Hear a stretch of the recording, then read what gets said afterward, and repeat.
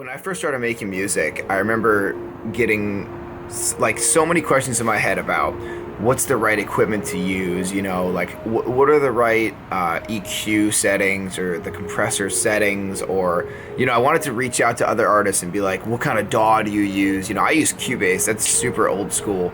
Or, is Fruity Loops the right way to do it? Like, what kind of keyboard should I get? What are some good things to learn on guitar? And these are all important questions to ask because at the end of the day, like when you're making music, there are a lot of specifics that go into it.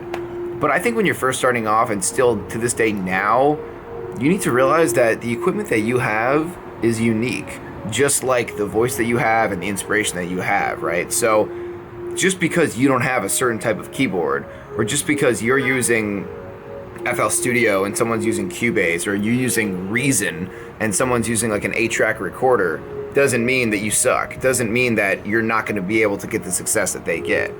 I think an amazing realization with creating music and creating art is the sense that what works for you might not work for somebody else, and vice versa. So all you need to do is focus on taking what you have and getting really, really, really good with that setup. And then somebody will probably ask you how you did it, But I think it's easy to say, like, man, I think I'd be better if I had better equipment.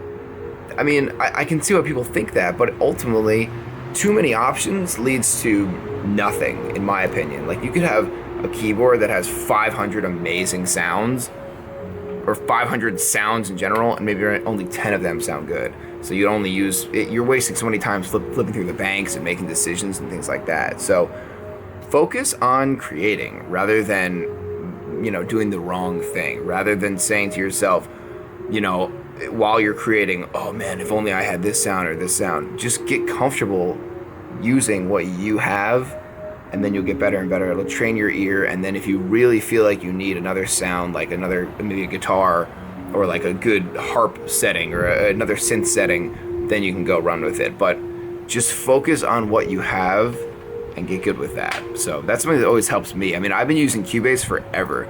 I use my iPhone to record. Like, some of the biggest beats that I've sold, no lie, I produced on my iPhone. My iPad before that, I was huge in the iPad, so I don't know. It's just, it works for me. So maybe it'll focus on what works for you. All right, peace.